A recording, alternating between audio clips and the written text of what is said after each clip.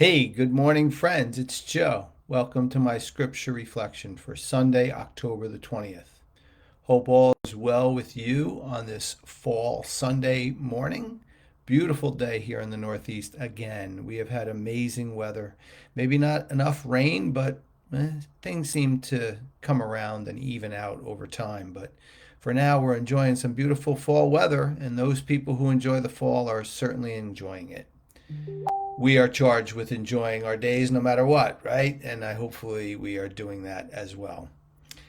So, this week's schedule, I'm with you today, obviously, for a scripture reflection. Tomorrow, Monday, I will be with you for the third of our Tao of the Five Animals.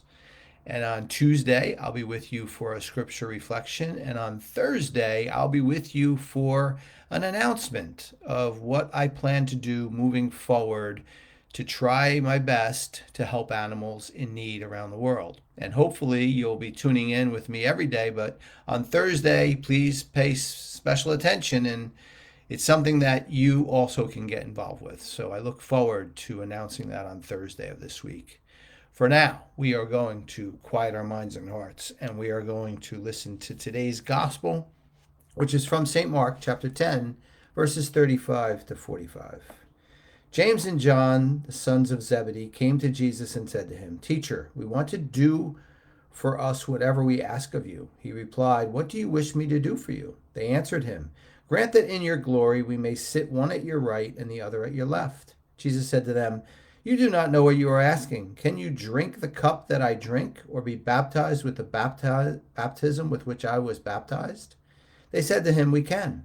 Jesus said to them, "The cup that I drink you will drink, and with the baptism with which I baptized you will be baptized. But to sit at my right and at my left is not mine to give, but is for those whom it has been prepared."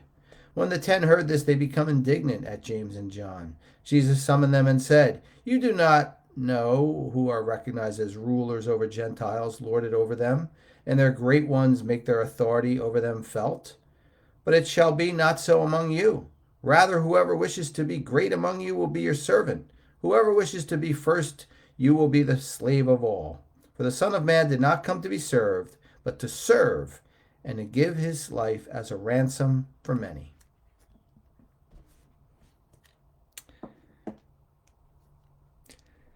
So, what Jesus is telling us today in this gospel, and specifically, the two who came to him, and he chastises them and says, "Yeah, you think you're going to sit at my right and at my left, but you need to think about this. And you need to think about it, and so do we." And that message is this: that the only good service to others goes with suffering. It's the two S's. And as Forrest Gump said, they go together just like peas and carrots. But do we realize that? Do we realize that? Jesus certainly is at the highest point of this ladder, right? No one will ever eclipse him in his service. And what went along with it was his suffering for us and his death. That is something we all know and recognize. But what we do with each gospel is to try to apply it to our own life. So all of us, regardless of who we are in a position of service to others, some more than others. And what goes along with it? Yes, suffering. So maybe the best thing to do is to understand suffering. Suffering is very plain and simple. The over desire, or the passion for something, or the love of something that is too attached. That's what it is. Think about it. When we lose a loved one that we love very, very much, the suffering is worse. Those things are difficult to put aside.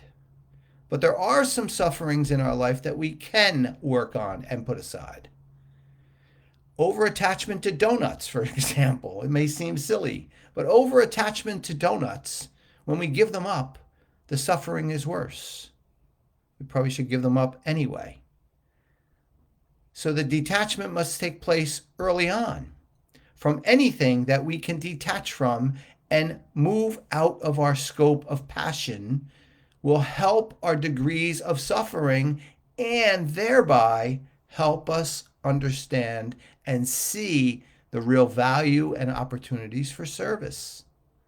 Suffering and service go together, but suffering relieved helps our levels of service.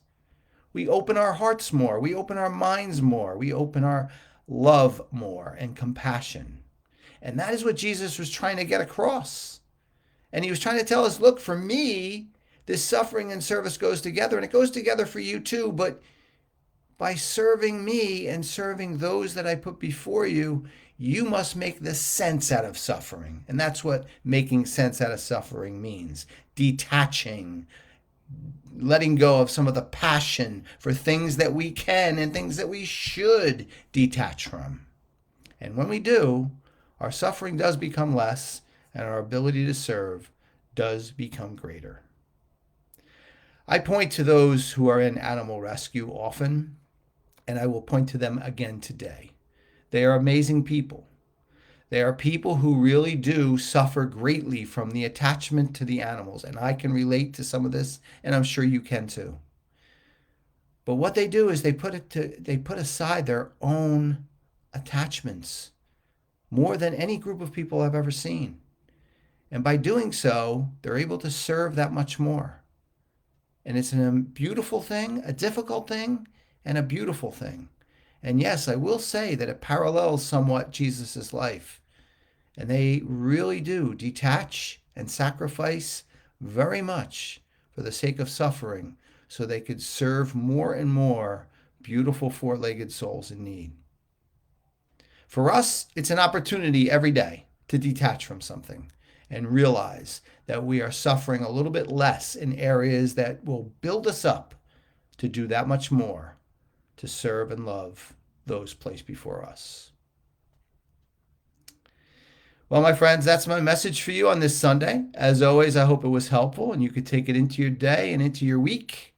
I always welcome your comments and your thoughts. And if you feel this video was helpful for you, please put it on your page for others to gain value as well. Mostly, I always say thank you for being here, and I do appreciate your presence. I wish you all a wonderful Sunday, and I'll see you back here tomorrow. Take care.